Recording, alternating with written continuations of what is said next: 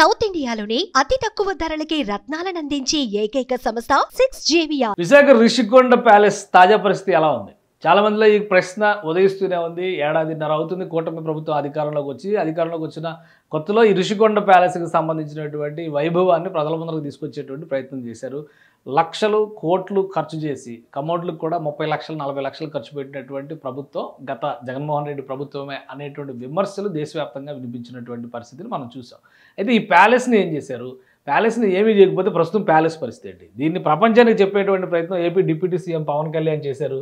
ఈరోజు విశాఖ పర్యటనలో విశాఖలో ఆయన పార్టీకి సంబంధించినటువంటి సమావేశాలు జరుగుతున్నాయి.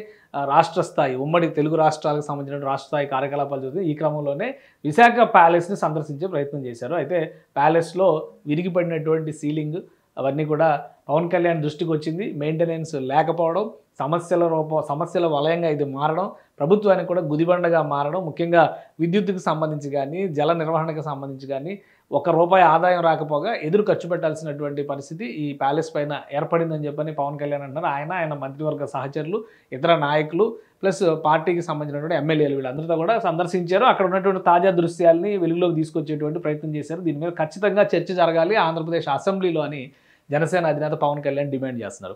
ఈ చర్చ జరగడం వల్ల జరిగేటువంటి ప్రయోజనం ఏంటంటే ఇక్కడ వాస్తవానికి గతంలో ఉన్నటువంటి హరిత రిసార్ట్స్ వలన ఏడాదికి దాదాపు ₹7 కోట్ల ఆదాయం వచ్చేది.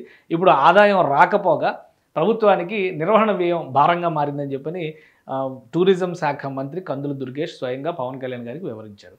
అలానే మరికొన్ని అంశాలను కూడా ఇక్కడ ఇది ఒక ప్యాలెస్గా మలుచుకునేటువంటి ప్రయత్నం చేశారు తప్పితే దీన్ని ప్రజలకు ఉపయోగపడేటువంటి వ్యవస్థగా మలచలేదు అనేటువంటి విమర్శని పవన్ కళ్యాణ్ చేస్తున్నారు. దీనిపైన చర్చ జరగాల్సినటువంటి అవసరం ఉందని పవన్ కళ్యాణ్ భావిస్తున్నారు. ఇది సముద్రానికి అభిముఖంగా నిర్మించినటువంటి ప్యాలెస్. వాస్తవానికి ఇక్కడ 7 బ్లాకుల నిర్మాణం జరగాలి, కానీ 4 బ్లాకుల నిర్మాణం జరిగింది. అందులో కూడా ₹450 కోట్ల దాకా ఈ బ్లాకుల నిర్మాణానికి ఖర్చు అయిపోయినాయి. దీనిలో వాడినటువంటి ఫర్నిచర్ కానీ ఫ్యాన్లు కానీ ఒక్కొక్క ఫ్యాన్ 30,000 అంట, అలానే కమోడ్లు 30 లక్షలంట.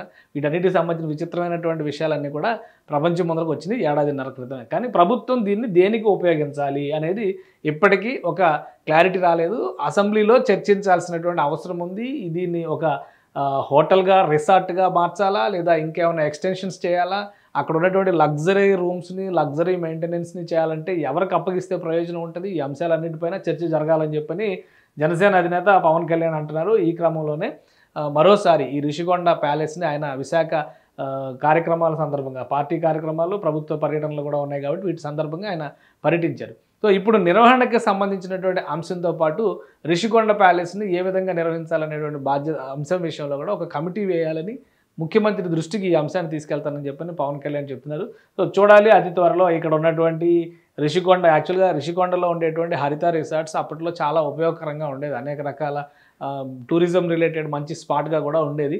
బట్ ఇప్పుడు అన్నీ కూడా మారిపోయింది కాబట్టి ఇది ఒక సింగిల్ ప్యాలెస్గా మాత్రమే ఉంటుంది. అకామిడేషన్స్ ఇవ్వడానికి ఎక్కువ రూమ్స్ లేవు. కానీ ప్రభుత్వ పరంగా నిర్వహించడానికి, కార్యకలాపాలు నిర్వహించడానికి చాలా లగ్జరీ ఇన్వెస్ట్మెంట్గా దీన్ని చూస్తున్నారు. సో వీటన్నిటిని కంక్లూడ్ చేస్తూ వీలైనంత త్వరగా దీన్ని వినియోగంలోకి తీసుకురాకపోతే ఆల్రెడీ అంతంత మాత్రంగా జరిగినటువంటి పనులు మరింతగా దెబ్బతినేటువంటి ప్రమాదం ఉందని చెప్పి జనసేన అధినేత పవన్ కళ్యాణ్ హెచ్చరిస్తున్నారు. సుమన్ టీవీలో మీ పర్సనల్ అండ్ బిజినెస్ ప్రమోషన్స్ కోసం కింది నెంబర్కి కాంటాక్ట్ చేయండి.